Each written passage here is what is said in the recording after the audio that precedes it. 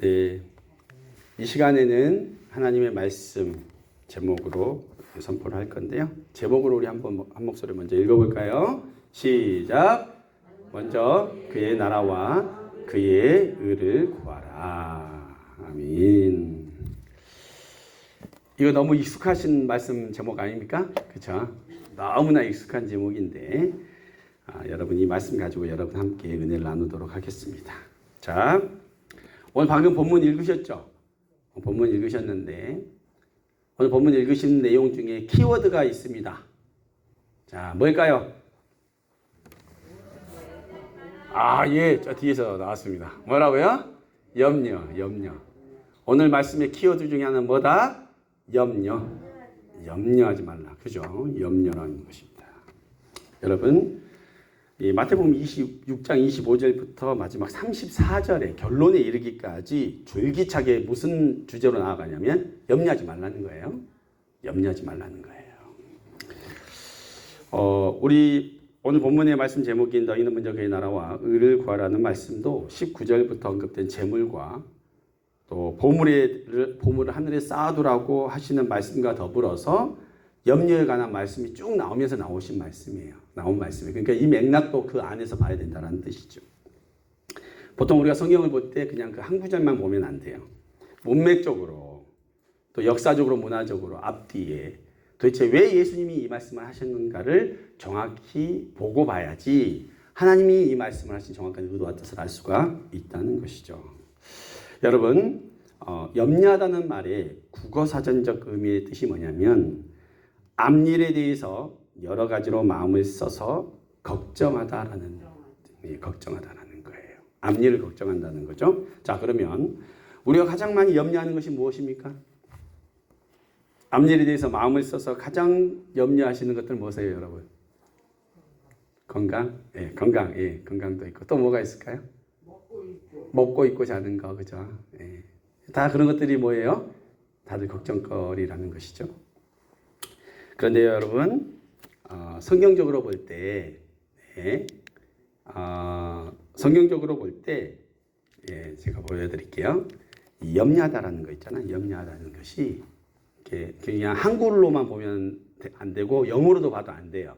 원래대로 하면 성경 원문에 뭐라고 써져 있는가가 굉장히 중요합니다. 근데 뭐라냐면 이게 염려하다는 뜻이 메림나오예요. 헬라어로 메림나오. 그런데 이게 뜻이 뭐냐면 이 메림나오는 합성어예요. 두 말이 합해진 건데 첫 번째는 뭐다? 메리조라는 말하고 누스라는 말이 합해진 거예요. 근데 메리조의 뜻은 뭐다? 나누다, 쪼개다. 그리고 누스는 뭐다? 마음. 그러면 뜻이 뭐라는 거예요? 염려하다라는 것은 마음이 나뉘어진다라는 거예요. 마음이 쪼개진다라는 거예요. 염려한다는 때는. 자, 이해되셨죠? 이게 성경적인 의미로는 염려하다는 것이 뭐다? 마음이 쪼개지고 나누어지고 그러니까 집중하지 못하게 되는 것이죠. 그것을 말씀을 한다는 거예요. 그런데 여러분, 이게 뭐냐면 염려를 하면 우리 마음이 나뉘어진답니다. 하나에 집중하지 못하게 된답니다. 그럼 무엇에 집중하지 못하게 될까요? 이 성경에서 무엇 때문에 이 말씀을 하실까요? 세상 염려 때문에 먼저 그의 나라와 의를 구하지 못하게 된다는 거예요. 염려하는 사람들은 먼저 그의 나라와 의를 구하지 못하는 사람이 된대요. 자, 이 메림나오가 나오는 신약의 본문이 또 있습니다. 또 있어요. 이것은 고린도전서 7장에 보면 나옵니다. 제가 찾았으니까 우리 한번 읽어볼게요. 자, 고린도전서 7장 32절 한번 읽어볼까요? 시작. 너희가 염려하기를 원하노라. 장가가지 않은 자는 주의 일을 염려하여 어찌하여 주를 기쁘시게 할까 하되. 그죠? 그죠? 33절 그 밑에 시작. 장가간 자는 세상 일을 염려하여 어찌하여야 아내를 기쁘게 할까 하여 마음이 갈라지며 시집가지 않은 자와 처녀는 주의 일을 염려하여 몸과 영을 다 거룩하게 하려 하되 시집간 자는 세상 일을 염려하여 어찌하여야 남편을 기쁘게 할까 하느니라. 7장 35절 내가 이것을 말함은 너희의 유익을 위하며 너희에게 올무를 놓으려 함이 아니니 오직 너희로 하여금 이 지혜에 합당하게 하여 흐트러짐이 없이 주를 섬기게 하려 함이라. 아멘. 이 똑같은 단어가 이 본문에 나왔다는 거예요. 뭐예요? 흐트러진다는 거예요. 네, 흐트러진다는 거예요. 여러분, 뭐냐면 사람들에게 여러분 가장 큰 염려는 먹고 사는 거에 대한 거예요. 건강에 대한 거예요. 아까 두 분 다 말씀하셨죠. 이것이 우리를 하나님 섬기는 일, 먼저 그의 나라와 그를 구하는 일에 걸림이 되게 만든다는 거예요. 이 말씀을 신학적으로 어렵게 해석하고 막 무슨 뜻이냐, 뭐 의는 뭐다 이런 거 할 필요 별로 없어요. 복잡하게 할 필요 하나도 없어요. 먹고 사는 것 때문에 하나님 섬기는 일을 뒤로 하고 하나님 앞에 헌금하는 것도 못하고 봉사도 못하고 선교도 못하고 구제도 못하고 되는 것을 말하는 거예요. 오늘 본문 마태복음 6장 31절에서 32절에 정확하게 나오죠. 우리 또 읽어보겠습니다. 31절 32절 시작. 그러므로 염려하여 이르기를 무엇을 먹을까 무엇을 마실까 무엇을 입을까 하지 말라. 이는 다 이방인이 구하는 것이라. 너희 하늘 아버지께서 이 모든 것이 너희에게 있어야 할 줄을 아시느니라. 여러분, 우리가 염려하면 하나님 일을 하기가 어렵다는 거예요. 저는요, 오늘 이 본문을 통해서 여러분과 두 가지를 나누려고 합니다. 두 가지. 첫 번째는 뭐냐면 이 염려에 관한 주제로 두 가지를 나눌 건데 첫 번째는 관계성에 대한 것, 두 번째는 우선순위에 대한 것이에요. 이 두 가지로 말씀을 선포하도록 하겠습니다. 먼저 첫 번째 우리가 염려하는 것은요, 하나님과의 바른 관계가 세워지지 않았기 때문이에요. 관계성이 바로 세워지지 않았기 때문에 염려를 하는 겁니다. 그 관계는 무슨 관계라는 거예요? 하나님과 나의 관계는 아버지와 아들의 관계라는 거예요. 이 관계가 제대로 세워지지 못했기 때문에 어떻게 한다는 거예요? 이방인처럼 염려하고 걱정하고 먹고 사는 것, 입을 것 걱정하고 산다는 거예요. 이거 성경이 분명히 얘기한다는 거예요. 여러분, 먹고 사는 것을 염려하는 사람들은요, 자기가 아직도 자기 인생의 주인이에요. 성경은 이것을 이방인들이라고 정의해요. 하나님을 아버지로 믿고 사는 사람은요, 먹고 사는 문제를 걱정할 필요가 있다 없다? 없다. 내가 먹고 사는 문제 때문에 예배 빠지고 교회 봉사 못하고 헌금도 못하고 선교도 못하는 사람들이 되어서는 안 된다는 거예요. 사람들은요, 가게 문 열어야 되니까 교회 못 나오고 고추 심어야 되니까 교회 못 나오고 딸기 심어야 되니까 교회 못 나오고 다 바빠. 그죠? 장가가니 시집가니 다 바빠. 초청했는데 안 와. 그죠? 그렇게 악착같이 돈을 벌어서 내가 살 수 있다고 생각하는 거예요. 그러니까 그렇게 돈을 버니까 헌금도 못해. 내 돈인데 아까워서 못해. 내가 먹고 쓸 거 생각해서 다 떼놓고 하나님께는 부스러기만 드리는 거예요. 그렇게 되는 거예요. 11조 드리는 것은 상상도 못한 일이 돼버려요. 그런 사람한테는. 왜냐하면 아직 하나님이 내 아버지가 아니라서 그래요. 아직 하나님이 내 아버지가 안 됐다는 거예요. 그거는. 내가 먹고 사는 것은 내가 책임질 게 아니라 누가 책임져야 돼요? 아버지가 책임질 거예요. 아버지가 책임지는 거예요. 여전히 내가 고민하고 있다는 건 아직도 내가 이방인이라는 거예요. 아들들이 아니라는 거예요. 하나님의 자녀됨이 무슨 의미인지 아직 모른다는 거예요. 교회에 나와서 내가 하나님을 구주로 믿고 하나님을 나의 아버지로 믿는 것이 어떤 의미인지 모르고 교회 다니는 거예요. 천지를 창조하신 전지전능하신 하나님을 아버지로 두었으면서도 불구하고 아직도 세상에서 먹고 사는 그것 때문에 걱정하고 그렇게 지질하게 사는 거예요. 죄송합니다, 여러분. 그렇게 산다는 거예요. 요즘 우리 교회에 지킴이 엘리라고 새롭게 전도사가 하나 왔습니다. 네, 왔어요. 네, 이 강아지가 한 마리가 있는데 이 강아지도 제가 나가 있으면 배고플까 봐 빨리 들어가야 되는데 밥은 먹었나? 누가 걱정해요? 엘리는 걱정 하나도 안 해. 누가 걱정해요? 내가 걱정해. 엘리는 배가 고플 뿐이요. 내가 올 때까지 기다리고 배고플 뿐이지. 그러나 저는 와서 밥을 준다는 거예요. 그렇지 않습니까? 내가 주인이니까 당연히 챙겨주는 거죠. 한낱 미물도 그러는데, 그게 예? 강아지도 그러는데 그러지 않습니까, 여러분? 여러분, 동물조차도 주인이 챙기는데 뭐가 걱정이라는 거예요. 하나님이 눈에 안 보이니까 안 믿어지는 거예요, 사람들이. 한때 우리 딸이요, 제가 가마골에 들어가서 사역한다고 하니까 뭐라 그랬냐면 우리 집 망한 거 아니냐 그랬어요.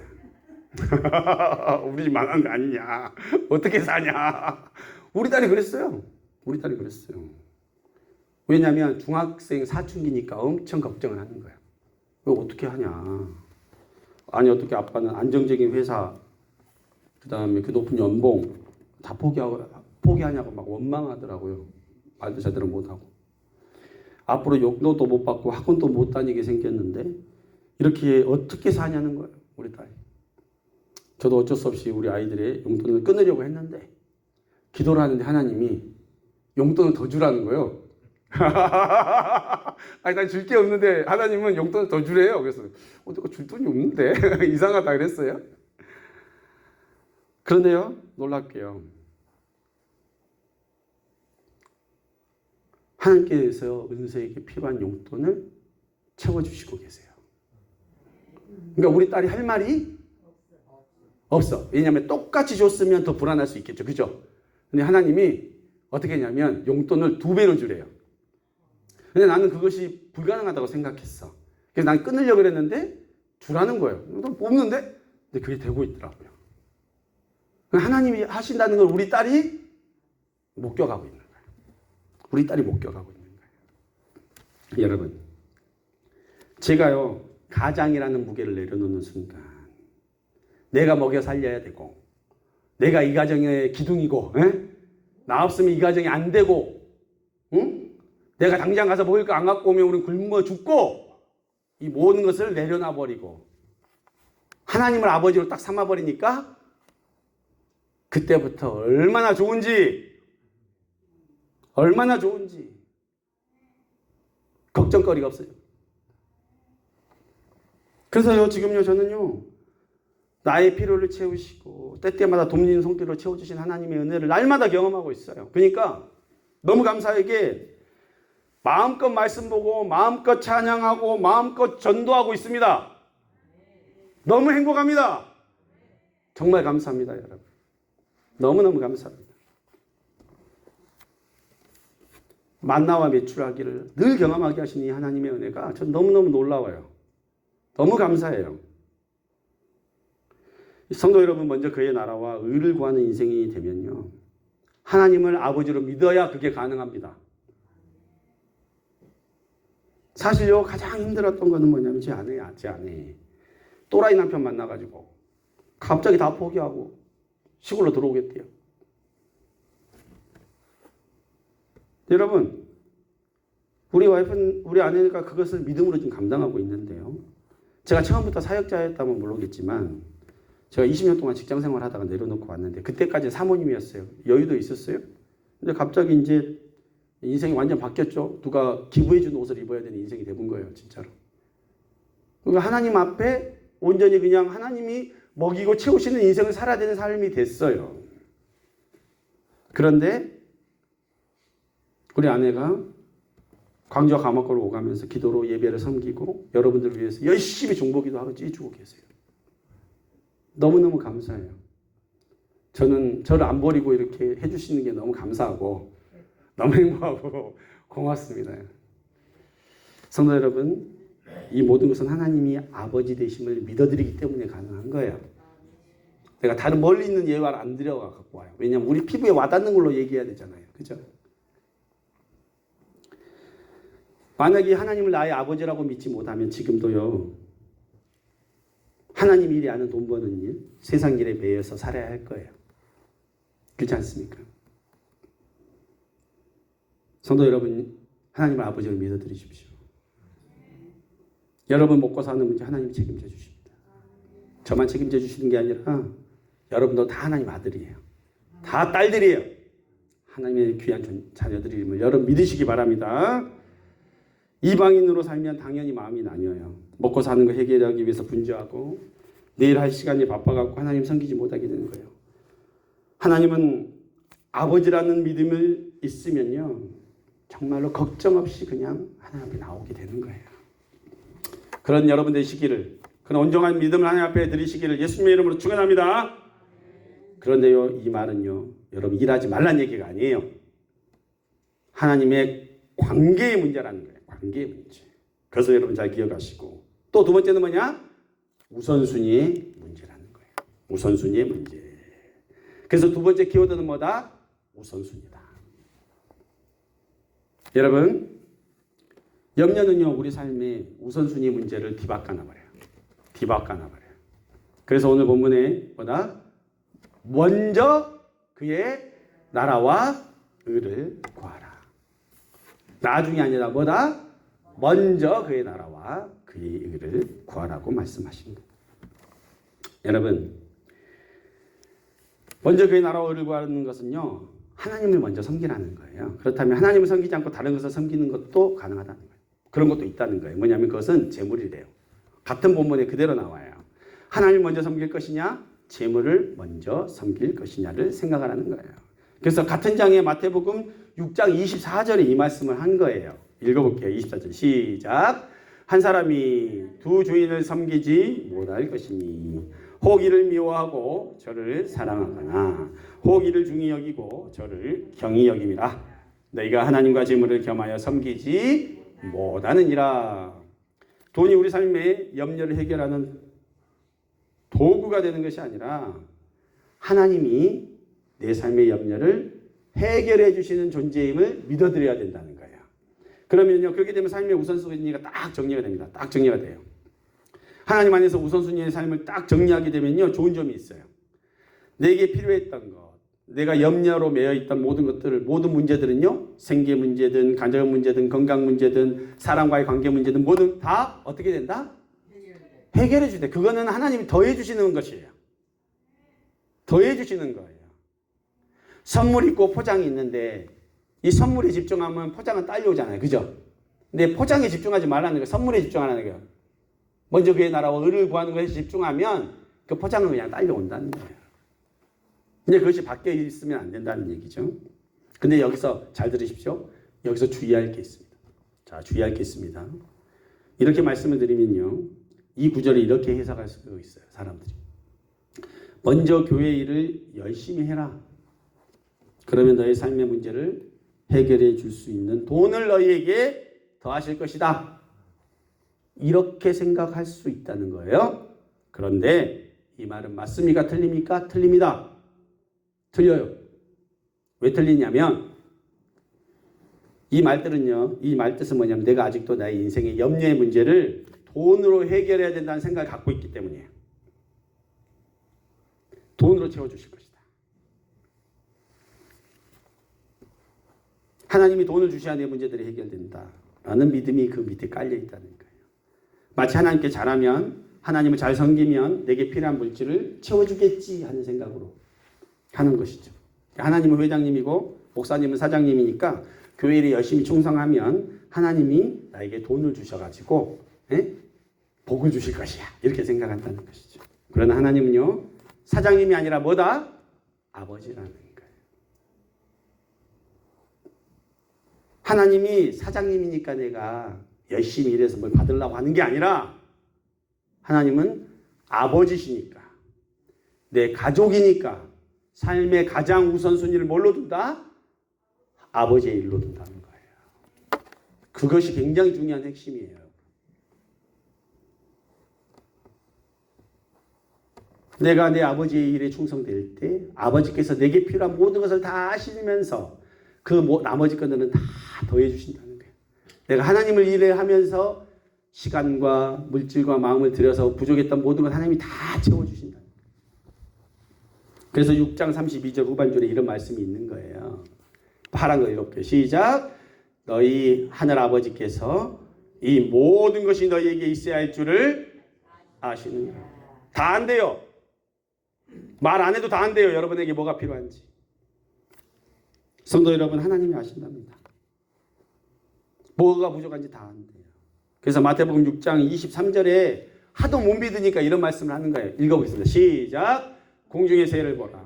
심지도 않고 거두지도 않고 창고에 모아 들이지도 아니하되 너희 하나님 아버지께서 기르시나니 너희는 이것보다 귀하지 아니하냐. 우리는요 새들보다 귀한 존재들이라는 거예요. 참새 한 마리도 하나님이 허락하지 않으시면 땅에 떨어져 죽지 않습니다. 그걸 믿으면 돼요. 그것을 믿어드리세요.